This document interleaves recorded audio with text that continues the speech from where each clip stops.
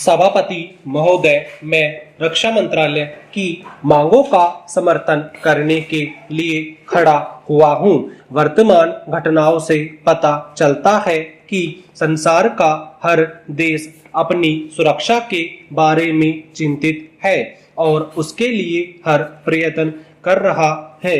इस दृष्टि से अन्य देशों की तरह हमारे देश में भी रक्षा मंत्रालय का महत्व है। मुझे इस बात की खुशी है कि जहां अन्य मंत्रालयों की उनके पिछले साल के कामों के बारे में काफी आलोचना हुई है, वहां इस मंत्रालय की कम आलोचना हुई है। इससे पता चलता है कि इस मंत्रालय ने पिछले साल अच्छा काम किया है। मोटे तौर पर किसी भी देश की सुरक्षा नीति का लक्ष्य यह होता है कि दूसरे देशों, खास तौर से पड़ोसी देशों के साथ मित्रता के संबंध स्थापित हों और हम एक दूसरे के मामलों में हस्तक्षेप न करें, लेकिन उसके साथ यह भी जरूरी होता है कि हम अपने देश की सीमाओं और अखंडता की रक्षा करें।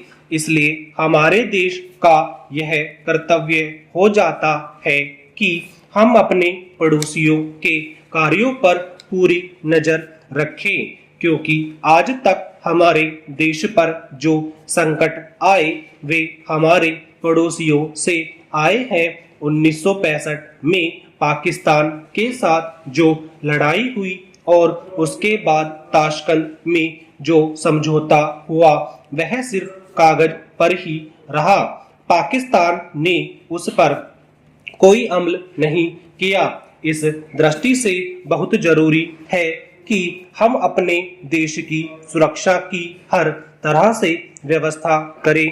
हमारा उद्देश्य दूसरों पर आक्रमण करना नहीं है, लेकिन यदि हम पर कोई आक्रमण करे तो हम में इतनी शक्ति अवश्य होनी चाहिए कि हम उसका डटकर सामना कर सकें।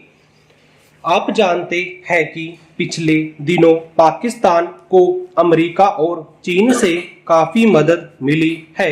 रक्षा मंत्रालय की रिपोर्ट में भी कहा गया है कि पिछले साल अमेरिका ने पाकिस्तान को 1500 करोड़ रुपए की फौजी सहायता दी है। आज जहां हम फौजी सामान के लिए अपने कारखानों की मदद से अपनी शक्ति बढ़ाने का प्रयत्न कर रहे हैं, वहां पाकिस्तान संसार के देशों से फौजी सामान खरीद रहा है। अपनी नीति के कारण वह सब देशों से लाभ उठा रहा है। मेरा सुझाव है कि हमको भी अपनी शक्ति बढ़ाने के लिए संसार के अन्य देशों से अधिक फौजी सामान खरीदना चाहिए। आज तिब्बत की सीमा पर चीन की 1.5 लाख फौज खड़ी है। सभापति महोदय, प्रतिदिन छोटी मोटी झड़पें होती रहती हैं। हमारी फौजें बड़े उत्साह से उनके मुकाबले में खड़ी हैं। उनके हौसले बहुत ऊंचे हैं, लेकिन हमारी सरकार का भी यह कर्तव्य है कि उनके हौसले को कभी गिरने न दे। उन्हें हर तरह की सुविधा प्रदान की जाए जिससे उनका आत्मविश्वास बढ़े।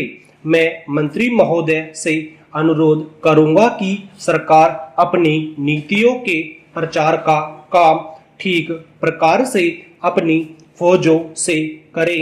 उनको अच्छे हथियार दे।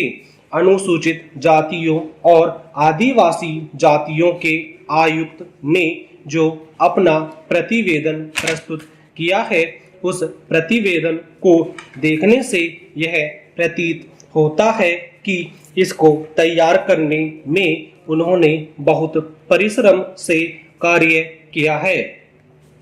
इसके लिए मैं उनको और उनके सहयोगियों को धन्यवाद देता हूं, परंतु साथ ही साथ इस प्रतिवेदन के संबंध में कुछ आवश्यक निवेदन भी करना चाहता हूं। पहली बात तो यह है कि इस प्रतिवेदन को देखने से ऐसा प्रतीत होता है कि इन कार्यों के लिए जिस धन का उपयोग होता है वह 3 साधनों से उपलब्ध होता है।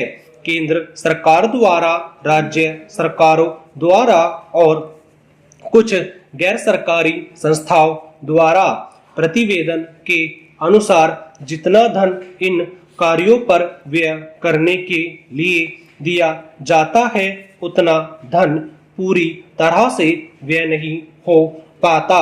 मैं यह नहीं कह सकता कि आवश्यकता से अधिक धन दिया जाता है या कार्यकर्ताओं को वह धन प्राप्त ही नहीं होता जिसके कारण से वह बिना खर्च हुए बच जाता है। तो मैं यह चाहता हूं कि जितना धन दिया जाता है उसका पूरा उपयोग हो और आयुक्त को यह न कहना पड़े कि इस कार्य के लिए जितने धन की आवश्यकता थी उतना धन नहीं मिल पाया और विवश होकर हमको उस कार्य को बीच में ही रोकना पड़ा।